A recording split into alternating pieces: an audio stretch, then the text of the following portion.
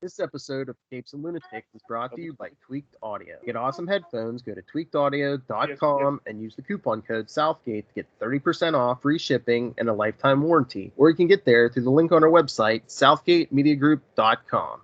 There's a thin line between heroism and madness. Here the line fades to nothing at all. This is a world of capes and lunatics. And nothing is off limits. Hey everyone, it's Saturday morning. It's me, it's Charlie. Lilith had to go to work. So let's get into it. We got news to discuss, comics, because we've got a big interview coming up on Super Connectivity this week. So let's jump into it. Capes and Lunatics, episode 129 starts right now.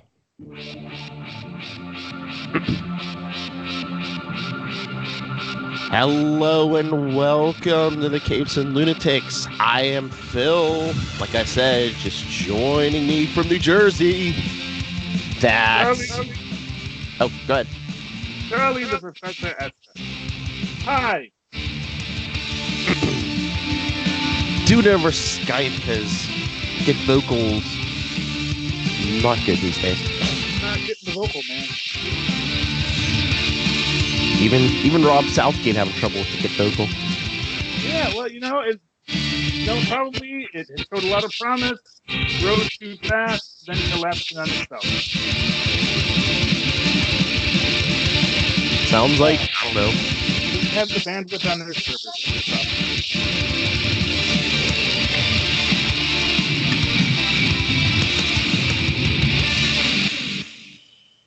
So, Charlie, is there any big news things you saw this week you caught your eye? Oh, man. What did catch my eye this week? I don't know. Really, obviously we've got the HBO Max announcement, which is twice as much as Disney Plus. Yeah, that's weird. I'm like, if you really want to compete with Disney Plus, are you going to go higher? Well, to be fair, Disney Plus is planning to do a rolled over service with Hulu, mm-hmm. in which it is going to be that $12, $13 a month.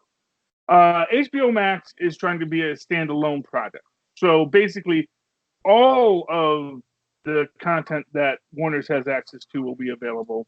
Whereas with Hulu, there's content that Disney Plus doesn't necessarily have access to, and stuff that they want to have sort of cultivated in another way. Mm. So, so you're going to get for example, on HBO Max, you're probably going to get your entire Skinamax fare and your Sesame Street. Now, and not for nothing, that is the kind of thing that's going to make you say, oh, well, that might be worth $13. Just got to make sure that the kids don't go to the Skinamax. That's the thing. Is like you're going to have this range that isn't bound by a brand limitation. Mm-hmm. And that is maybe its biggest selling point, And, they do say that, the DC universe is still going to be its own thing and it's going to be fine. But I guarantee you, everything you can get on DC Universe is probably going to be available on HBO Max, except for probably the comics. Well, all the new stuff that are already rolling out's going straight to HBO Max. Green Lantern, that Adam Strange thing, or some anthology thing. Yeah. So I get the feeling that, HBO Max is going to be there. And I think basically maybe it'll be a situation where they're going to premiere it on HBO Max and then maybe like a week later, or like maybe it'll run and then it'll stream on. So you'll do a weekly run on HBO Max and then you can do the bingeable stream once you get DCU, or something like that. Or there'll be that extra paid tie-in to get the HBO Max DCEU tie-in. In which case then you're paying $12.99 for DCEU. So it's that's the issue. And the real selling point for HBO Max is going to be they're going to have their R-rated fare there as well. They're going to have their stuff that is going to be HBO After Dark, and that's going to be part and parcel of the product. Now, the only possible exception to this that may be a little bit different is I did notice that recently HBO stopped running its After Dark stuff and moved its After Dark stuff to its other channel. So you can't see like what was it, the Spider Girl porn parody. What? It was a while ago. Wait, HBO had that? Yeah. Well, it was one of the cycles. I mean, you can get stuff like that on Tubi for free too. So, but yeah, or was it Bikini? Was it Bikini Spider Woman? I don't know. Anyway, I believe it starred Misty Monday. I can't remember for certain, but anyway, yes. What's your question? It was not related to the actual Spider. It was basically a porn Spider-Man parody with a female protagonist. Oh, okay. So like Penny Parker gets bit by a spider and yada yada yada. Not much to Talk get. with the kids. Yeah, well, hey, I believe in openness and discussion about everything. Kids can't be surprised when they go out in the world and see that there's stuff that exists. Yeah, but I mean, I don't know. I just think HBO Max is shooting itself in the foot because I mean, there's even headlines. I don't know if people are going nuts because it says DC Universe tells subscribers HBO Max is friend, not foe. It's like, yes. It is. Is it fiend or foe? It is what it is, and the fact of the matter is that they're trying to create a one-stop shop. That is what they want. They want a one-stop shop, and their advantage over that's what they Disney need to do. Yeah, but like I said, they're going to be able to, in the sense that they're going to have all their HBO prestige, which even if it isn't Skinamax quality, is still R-rated. They're going to have, trust me, Deadwood is R-rated. And then they're going to have Sesame Street, and they're going to have a swath of stuff in between. They're going to integrate Cartoon Network there. And they're going to integrate all the other Warner properties, the Hanna-Barbera properties, And, for what it's worth, One Banana, Two Banana, Three Banana Gore, I guarantee you the Banana Splits series is going to be on HBO Max when they decide to develop that. Because, it's a property they own. I don't know how it's doing ratings wise, but I know that me and Tristan loved it. It really messed with your head, but it was like, wow, that was a well plotted story, and I like how they leave it open for the next adventure. So, yeah, I mean, all in all, I'm excited about HBO Max. I don't know if I'm going to get it because I do have to get Disney Max or Disney Plus, and my situation is my situation, and I have to figure stuff out. But as it stands, as it stands, life is life. It's a golden age of premium television, as they say. It's like cable, but over the internet. Well, that's what I'm saying. They're shooting themselves in the foot because if there's HBO Max and DC Universe, I'm not paying for both. Well, yeah, but let's be honest. You'll probably buy the HBO Max.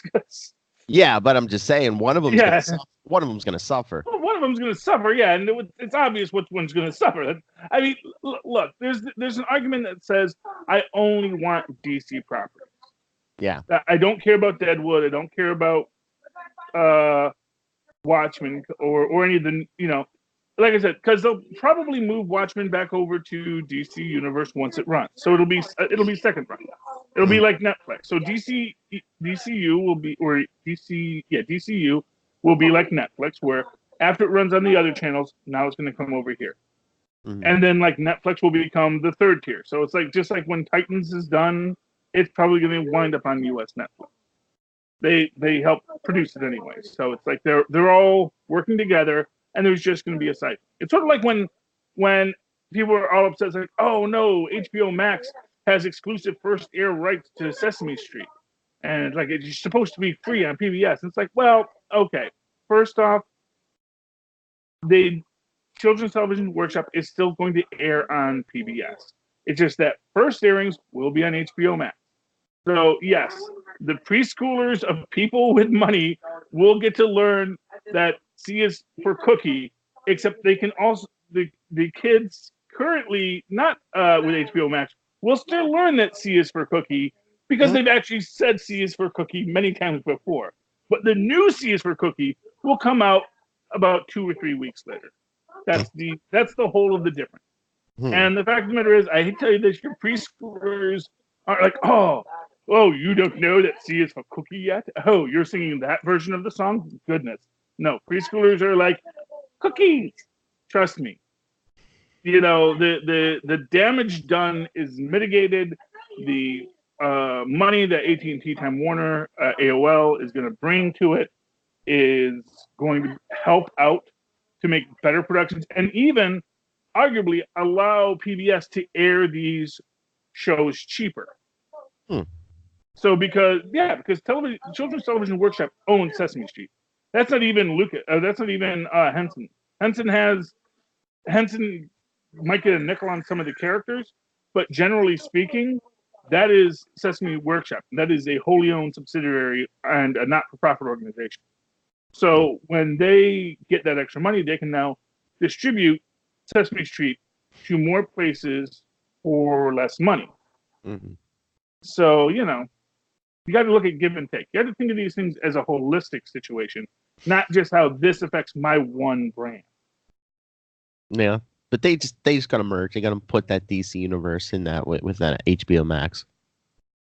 But here's the thing: DC universe.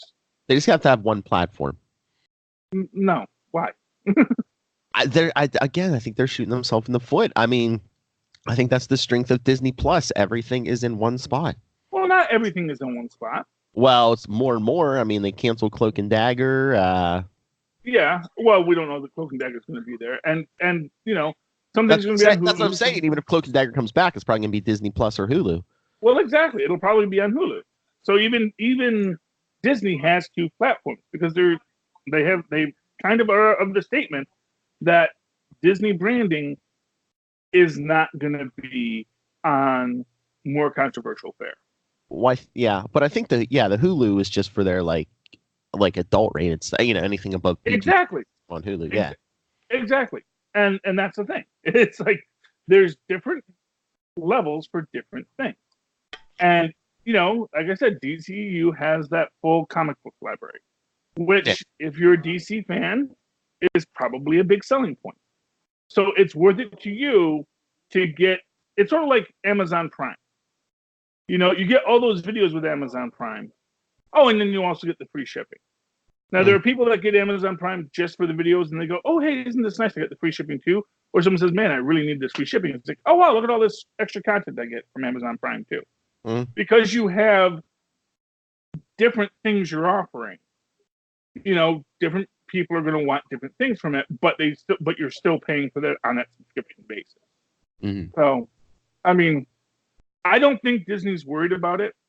I don't think HBO Max is worried about it. The proof is going to be if HBO and this is the real thing, because HBO Max is saying they're coming out with like 10,000 hours of programming. I have no idea how much programming that is, or how much of that anyone's even going to want to watch. Because if that's I'll tell you right now, they could sell a lot better if they said, "Oh, we're going to have Dream On reruns," and then I might get it. I miss Dream On. That was a great series. Yeah. Early HBO series for those who don't know. Very, very dirty. Yeah. But they do have edited for television versions, just like they have edited for television versions of The Sopranos. Oh yeah. So I mean, there's and if nothing else, that's even something that they have as an interesting, fun little side offer. You can set it to edit for television, or you can edit to adults watching. So there's lots of fun things you can do with the HBO Max platform. We really don't know what's going to be on it, but it looks like what they want to do is have a lot of great content day one. Whereas I think even Disney Plus, we're only getting 1 or 2 new shows day one. Is that correct? I think we're getting. As far as I know, well, I can look it up, but as far as I know, the only one I keep hearing about is the Mandalorian day one. Like none of the new Marvel stuff's coming out day one. I know that. Okay, well, and you see, and that is arguably Disney shooting itself in the foot, because then it's just being the Disney DCU and the problems that had with only having one show at a time. Yeah, but I don't think. But but Disney's in a position of strength. They don't have to drop everything day. I mean, DC Universe didn't drop everything day one. I mean, yeah, I know. And just because you are still there doesn't mean that it's going to have a broad appeal. Yeah. You know, that's the thing, is like, if there's other content for you to explore, that's great. If you have an interest in that content, and Disney Plus is maybe leaning on that because they do have other content. But you look at it, something like Netflix, which has been very successful. There is always new content on Netflix. You know, and always a lot of new originals on Netflix. So right when you get in there, there's a lot you haven't seen and a lot of structures and stories that you haven't seen that you can now watch. Because, not for nothing, if you've already seen it, it's a little harder to argue paying for it. That's sort of Tubi's model. Tubi doesn't, you don't pay for it, but you can see all the stuff you've already seen, and maybe you're going to find stuff that you had heard of, but you never saw before, because it's some rare, weird, obscure film from the 80s, the 70s, or the 60s. So, you know, I mean, they're gonna have Mandalorian day one. They're gonna have that live action Lady and the Tramp movie day one. Okay. So I mean, they're putting some stuff out. We got some two things. So okay, that's fine. You know, and actually, Lady and the Tramp actually is live action because they actually got real dogs for it. Mm-hmm. They're doing CGI over the dogs, but the dogs are doing the acting. So. Yeah. And they're all rescue dogs. They're like all kinds of heartstrings pull on that one. But, that's the modern version of no animals were harmed in the filming of this production. Yes, only rescue animals were harmed in Just long hours. Yeah, hell, you know, they're dogs. What do they care? Yeah. There's food. I get to do tricks. Okay, I'm fine. There's treats. Are treats involved? Good. But anyway. Yeah, the other news we got was Pennyworth got renewed for season 2. Yay. Okay. And that's good. We'll see if that comes over to HBO Max. Yeah. I mean, that is a Max kind of show, quite frankly. I know they could do so much more with that, but I mean, I don't know what the deal with Epix is though, so I don't know, you know. Yeah. I gotta think it's got some kind of association with AOL Time Warner. I don't know. I mean, it's weird for a network that has that is unmoored like that to have no place to be, you know, or to get a big prestige show like Pennyworth. Although arguably Pennyworth, one could say, wasn't a prestige show, you know, but it got to be because of what they did with it, you know, sort of like Iron Man, not really the most popular character at the time. I remember that was back in his mullet phase. Did he have his mullet then? I don't know. When did Tony Stark get rid of his mullet? I think it was about the time that Robert Downey Jr. started playing. I'm just going to throw that out there. Oh, I thought it was like late 90s or something. Well, did he have a after that? I'm sorry, what? Did he have a mullet after that? I thought it was like... I don't know. You know, I don't know. I wasn't reading Iron Man, so... Yeah. You know, I know the cartoon still had the mullet, so yeah. I thought it was like, you know, he died. Teen Iron Man came in. Yeah. Oh, Teen Iron Man. Okay, yeah. I don't know anything about Teen Iron Man. So, you don't want last Iron Man I knew was it Infamous Iron Man or oh, I was talking 90s, but yeah. No, I know, and I did not read a lot of books in the 90s, I'll be honest. I mean, well, I read a few, but, you know, I was out looking for comic book shops. Anyway, moving right along. Yeah, so Pennyworth is back, and that's great. I still haven't watched the rest of the season. I know I can get that month of Epix streaming if I need to, but we'll see what happens. Yeah, because, I mean, it wasn't necessarily a cliffhanger, but there was, like, a big moment at the end of season 1 where it's like, all I should do is season 2. Oh, yeah, well, of course, that's how you do a show like that. You don't want to tie it all up with a bow. Oh, no. You want to leave something undone, you know? I just didn't know if they'd be afraid because, you know, I don't think it was certain at that point that they were getting a season 2. So they Yeah. they don't want to pull Krypton and have it like a cliffhanger and then not come back. Well, who knows? Maybe Krypton's coming to HBO Max, or maybe they're going to start moving all that stuff over to the DCU. You know, they're going to say, okay, all of our lower performing stuff, our superhero fair, we're going to put on DCU. Our higher anticipated stuff, we're going to put on HBO Max, and then feed it to DCU. So you might have like that 2 tiers. So where you're going to get your Swamp Thing, well, you're not going to get Swamp Thing to DCU, but maybe you'll get something. Mm-hmm. Yeah. Giant size Swamp Thing. Okay. Do you want to talk comics or? Yeah, let's talk some comics. Let's talk some comics. Okay. Well, let's talk. Bill's Comics Corner. Kristen's favorite comic book this week was, of course, when he read Marvel Zombies Resurrection. Oh. Yay! This is a really interesting take on the entire Marvel Zombies premise. Essentially, we got the Illuminati back. Well, without it, Professor Xavier, of course. We've got Beast in there now, representing Mutant, and no Namor. What? I wonder if that's Galactus's body from the universe when they ate him, the first Marvel zombie. That's an interesting question. He was asking if that's the Galactus's body. So, spoilers, there's a whole issue with Galactus's body that this might be from the previous Marvel universe. But they do bring the X-Men in because we get Magneto there. He's even helping. This is all hands on deck, you know. It's like we got to put it all aside. Did Magneto get zombified? We didn't see him die. We didn't see him die yet. We had a whole conversation because we see a lot of folks get zombied in this one. Mm-hmm. A lot of folks get zombied in Contagion too, so we'll see how that works out. But in this, we basically realized that, of course, you know, Tony Stark and Reed Richards like, yeah, we gotta sell, because Tony Stark is like, yeah, let's totally salvage all the parts. Let's salvage Galactus for parts. This is great technology, man. We can't just leave this lying around. And then Reed is like, yes, you can't leave it lying around. It's too dangerous even for us. Yeah. You know, we need to destroy it. But then we realize, and this is what's interesting, is like whatever the zombies are, and Tristan pointed out, the zombies are drawn differently in this universe. They also seem to have a unimind where, you know, they say, come and see. And for whatever reason, Logan knows what they are. Oh. That's what he says. He says he knows what they are. So, I wonder if Logan survived. well, that's a question. He does have a healing factor. He does have a very big healing factor. We see that, you know, Silver Surfer's all getting eaten. He did get infected in the first issue. Yeah. Well, we'll see what happens, buddy. Okay. So is that like a reboot? What?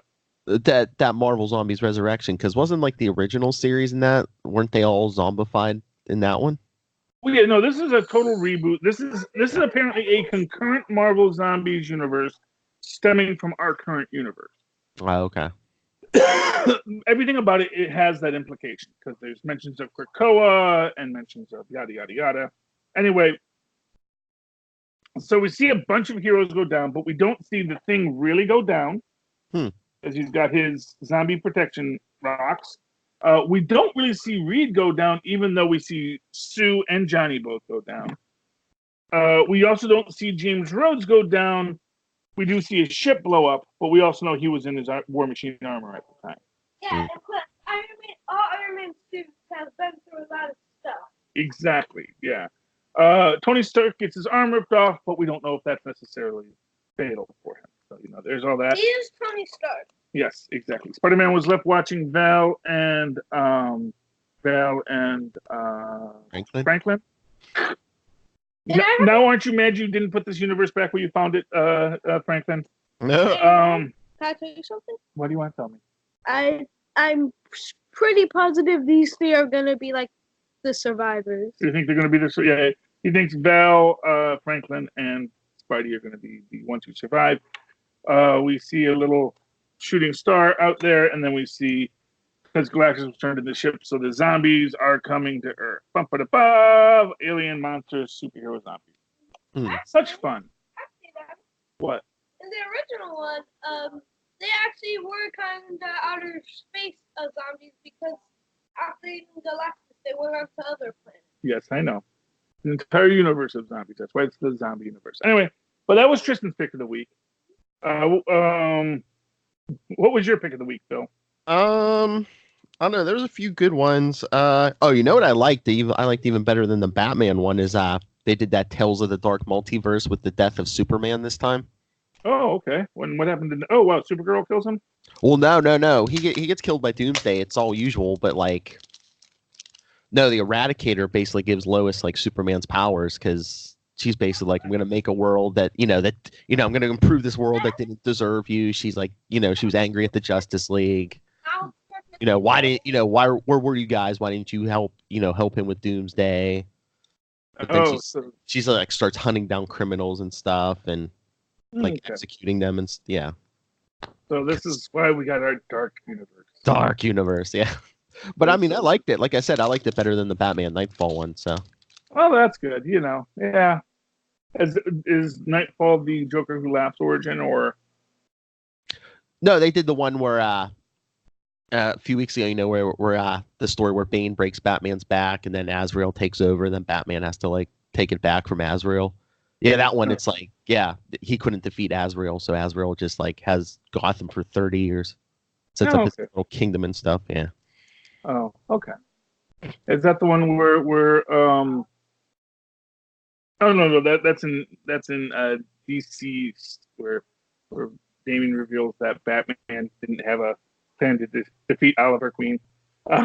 Oh yeah, because we had the last issue of Contagion and Deceased this week. The day before Halloween. So. Yeah. Okay. Yes. But DC. Yeah, it was the last issue of Deceased. Yeah. Yes. Because they were like, because Superman got zombified, so they're like, Damien's like, oh yeah. He's like, yeah, Father had plans for all of you. He's like, well, except for you, Oliver Queen. And he's like, because he knew Oliver could never turn evil. He was the one person Batman trusts. Right? That fan fiction, Lilith. Okay. But yeah, I mean, Deceased was sad because like they all had to like leave Earth eventually. They just gave up, huh? Well, they're like, well, yeah, okay.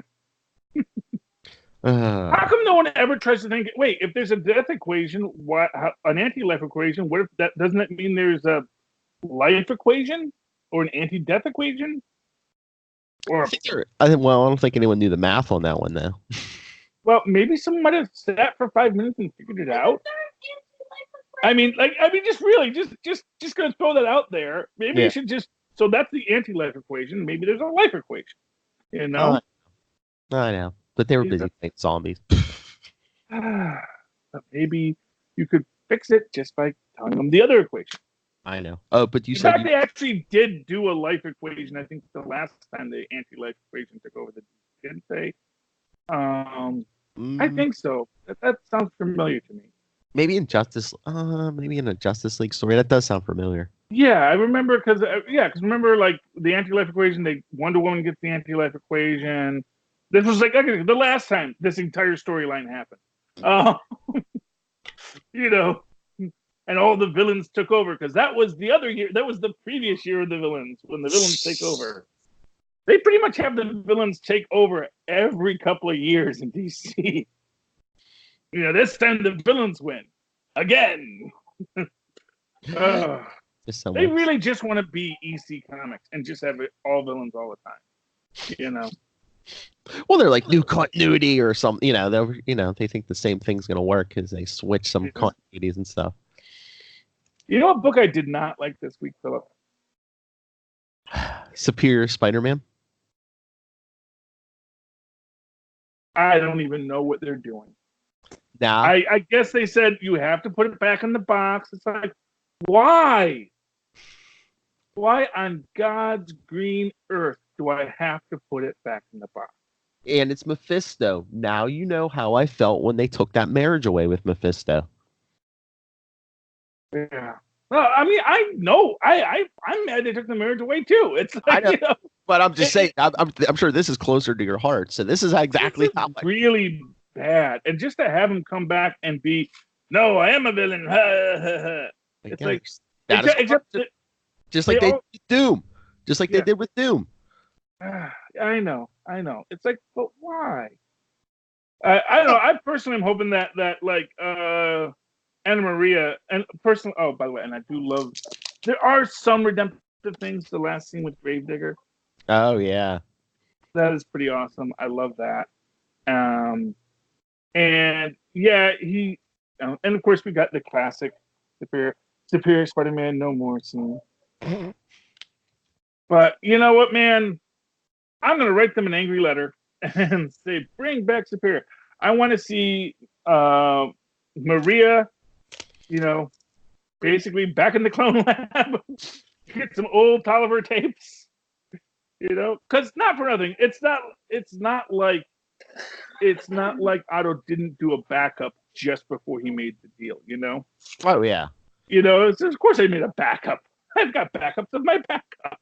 Well, that was my thing. I was like, okay, if you need to cancel the series, fine, but why do you have to send him back to status quo? And what about your idea? Why can't you have like both versions of himself? Well, that's what I'm saying. Maybe they're going to do that. Maybe that's what he did too.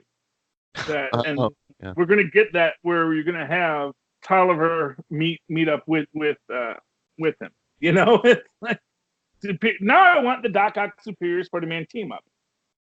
Where it's like, oh, you're corrupted by Parker DNA. It's like, oh, geez. You're corrupted by low self-esteem. That's the thing. Really. But did they take the easy way out? Because they're just like, okay, well, people scream about it enough. We can do that where, both of them are running around. But, if not, we can just have regular Doc Ock back. Yeah. No, they definitely took the easy. I mean, it's the easy way out when Mephisto shows up. Exactly. Again. It's like, Deus Ex Mephisto, aren't you supposed to be in Vegas? And no one ever says it. Like, aren't you supposed to be trapped? Right? Maybe we should tell someone that Mephisto is totally not trapped. Because as it turns out, you can't trap an extra dimensional being in a hotel room in Las Vegas. All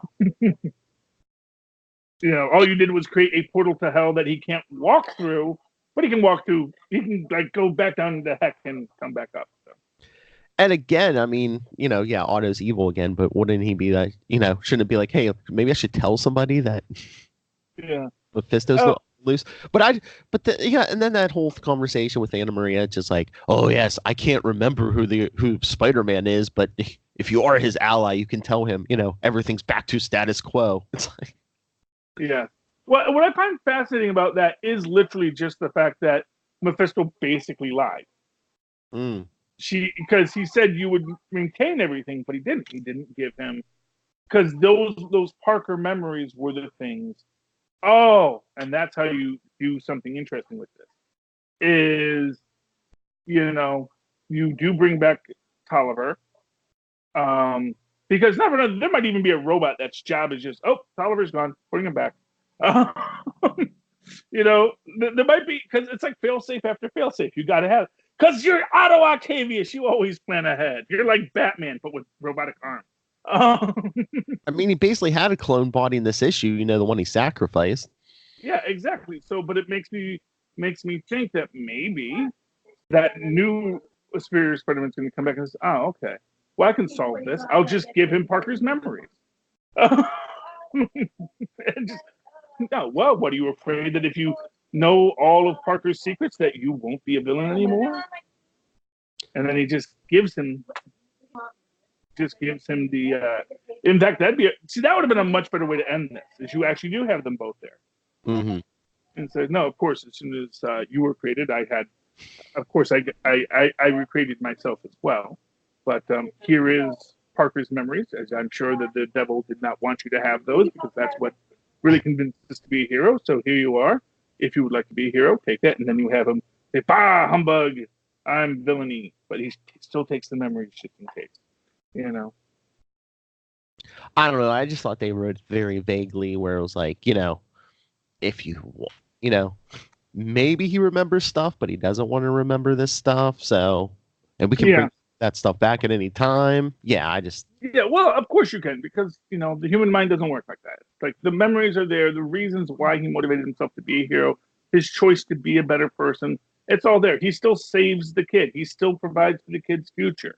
You know, he does all these things to fix things. You know, he pays off his crew, but tells them not to help the brothers Grimm, who just were really cowards. You know, and they betrayed him. It's like, no, you know, you get what you got. You know, messes up Osborn a lot, but you know that happens. Now, if I'm correct, does he now also have the ability to walk between web worlds because he stole the web from him? I guess that's what it seemed like. Yeah. So it's like now we've got across the Octoverse. Oh my gosh, that's the next one, and that's how we bring back Superior Spider-Man. Mm-hmm. We're going to go across the Octoverse. He's going to gather up all of his brethren octopi.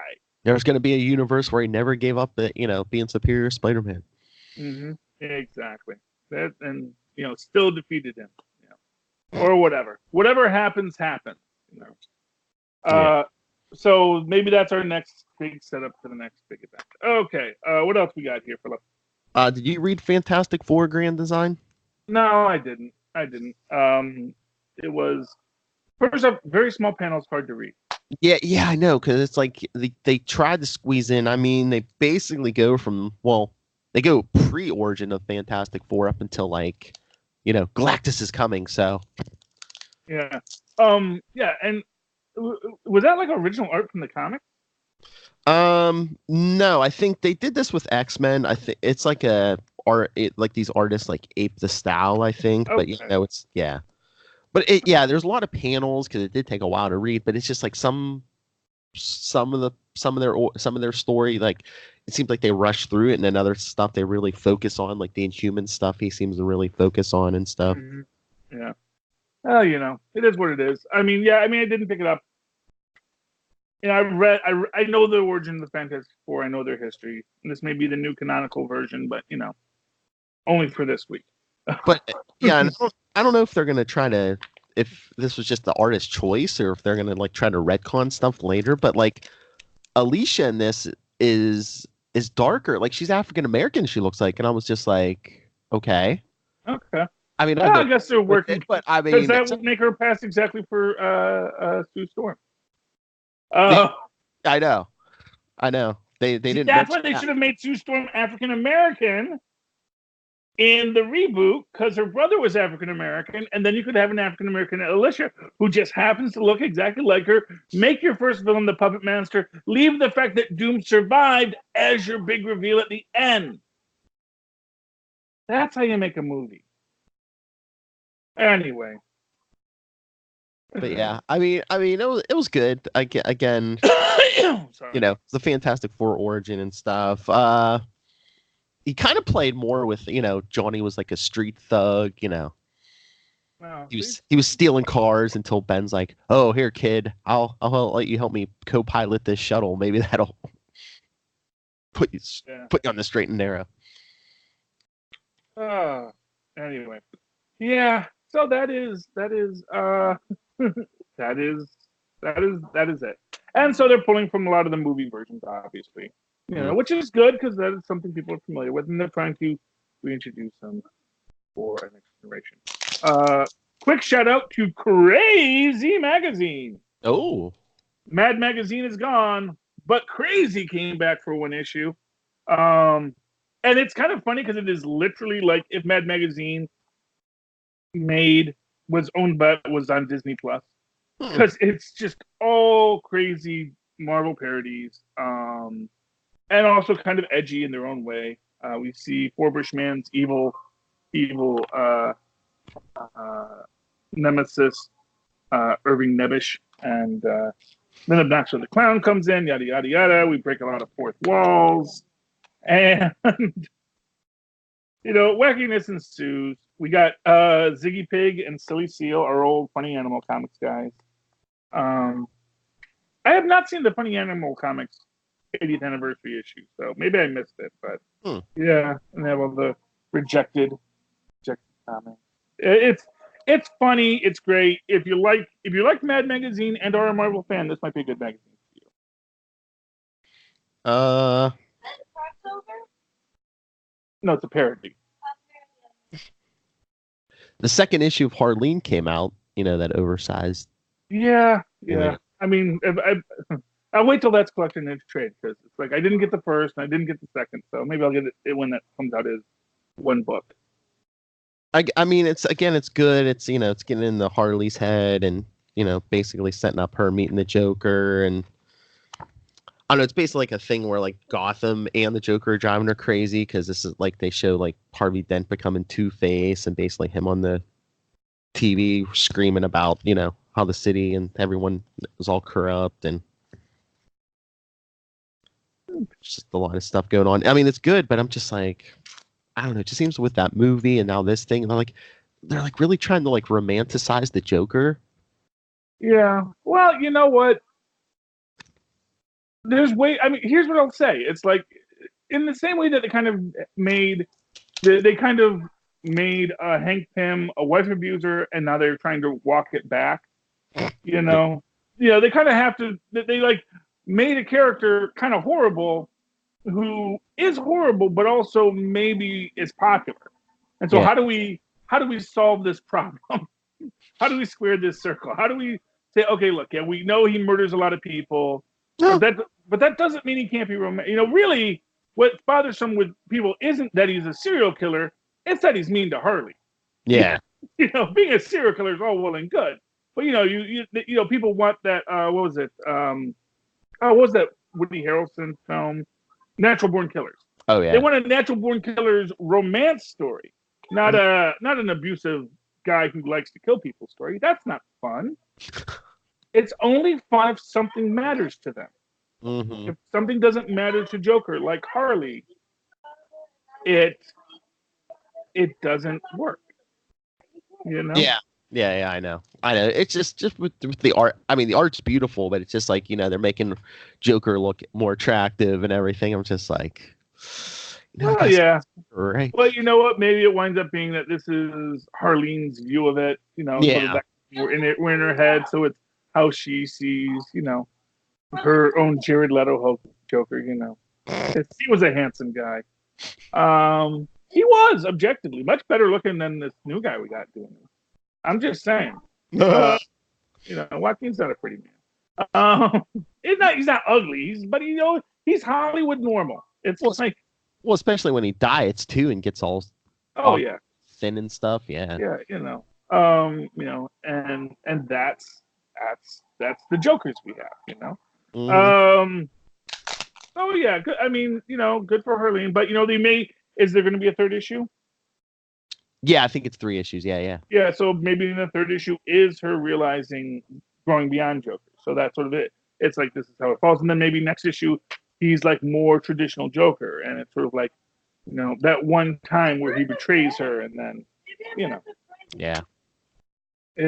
So we'll see. Did you read the Savage Avengers annual? Yes, I did. Yes, I did. I love Conan, man. Conan is just great. Conan is just so in a world he never made. And I love the girl who prays to Satan. No, I'm not praying to God, I'm praying to Satan. Get someone who can get something done here. And there's Damian Hellstrom, who again he's filled with demonic ennui. Like, I used to be a hero, but humans are still awful. Very annoying. Yeah. Jared Leto Joker. I remember I told you the Suicide Squad Joker is basically the Joker Andrew Garfield because of bad script, not that much people like him. Yeah, so there we go. Jared Leto Joker is the Andrew Garfield of Jokers. But this was pretty cool, and it's great scene in hell. We have Conan going to a brothel, being very disappointed. The girls don't want to have sex with him, and it's like I'm not here to have my way with you. I'm here to have sex with people that want to have sex. He's very sex positive and pro sex work, but he doesn't want to be in a situation where it's like these people aren't here by their own choice. These gals. And your beer is awful. This is a really lousy universe you guys have here. So he kills a bunch of people and essentially frees the women who were sex slaves. He's like, I don't mind. He said, and like I'm not gonna take advantage of you. And then they say, well, we want you to kill the slavers. He's like, I'd do that for free, but it's always good to get paid for it. And he decides to wait a little while before he goes kills them because, now someone wants to. Now it's all consensual. Got to be consensual, kids. Remember that. And then, of course, Hellstrom goes to beat up the villains. By the time Conan arrives, but he's like, I don't like wizards in general. So, and I do love that. I hate having to use one of these modern weapons. But then he doesn't shoot it. He just hits the horse's leg with it. It's really kind of fun. And then, of course, that was one thing. Is Steph Rogers supposed to be Natalia in a wig? That's what I got. That's what I was thinking. I guess so. Let me look at the way they draw their faces here, because, yeah. I think her nose is a little different when she's in her red, but I don't know. Maybe it is. If it is, it is. Maybe it's a fake. I was hoping that was like a new character. Oh, yeah. Nah. And then we're gonna find out that, because what my hope was is that that's actually the Venom from the Nazi verse or the Hydra that came over with Ian Rogers. Yeah. And now they're here, and then she's gonna be all savage because they're missing a Venom right now, I think, aren't they? I don't know. But yeah, I really like this triumvirate of Hellstrom, Natasha, and Conan. You got your sorcerer, your rogue, and your barbarian. That seems like a good team, well rounded. I like when Conan steals the horse. Oh yeah, the flaming horse. That's great. And then they all, in their own way, do their searches. Except for Conan, who's just marching for where he's going, and is all disappointed because he's too much magic in this world. Oh yeah. And I like when Hellstrom offers to take him back, and then he's like, "No, I got stuff to do." So, trust me, I want to go home, but I got stuff to do in this universe. There's a wizard that made me mad. Now I got to kill him. Yeah. Okay. Anything else? I was gonna say let's cut it there because we have our big interview coming up with Daniel Kibblesmith, writer of Loki. So check that out this week on Super Connectivity. Okay, no problem. But two quick shoutouts. Invisible Woman, number 4. Really good. You see Invisible Woman totally own the bad guys in this, and realizes that the guy that she thought was her partner was evil the whole time. They're about to get away when Maria Hill arrests them both, so that's going to be a whole next issue. Nice. Conan the Barbarian, always awesome. This is almost our final issue, or maybe not our final issue, but we're almost to the ultimate of this storyline. But we actually dead. That's the whole other question. In the MCU, maybe. The monster demon is risen. The Conan is bleeding, and was certainly dead this time for sure, right? Then he's in next issue. So, okay, that's what I read. That was Conan number 10. Conan the Barbarian number 10. Okay. All right. So everyone, send us your thoughts. capesandlunatics@gmail.com. Call our voicemail 614-382-2737. That's 614-38-CAPES. And check out all of our social media links at Linktree, linktr.ee/capesandlunatics. And Charlie Esser, where can people discuss all of this with you? Well, if you'd like to write to me in the old-fashioned email way, there are Moz and Pods once did, write to me at superconnectivityblog@gmail.com. That's superconnectivityblog, all one word, @gmail.com. Of course, follow me on Twitter. I live tweet Agents of S.H.I.E.L.D. Well, when it comes back, and other things when I have time. At Charlie Esser, that's CharlieEsser. Look for the 2 E's in the middle. For quality. Bing! There you go. All right, everyone.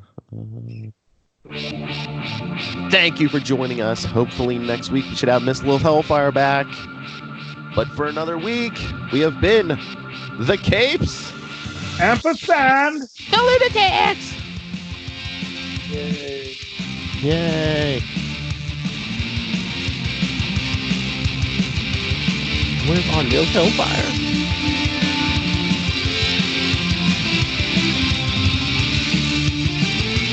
So yeah, like I said, join us on Wednesday for Super Connectivity, Daniel Kibblesmith interview, first writer of Loki. If you want to know all things Loki, tune in.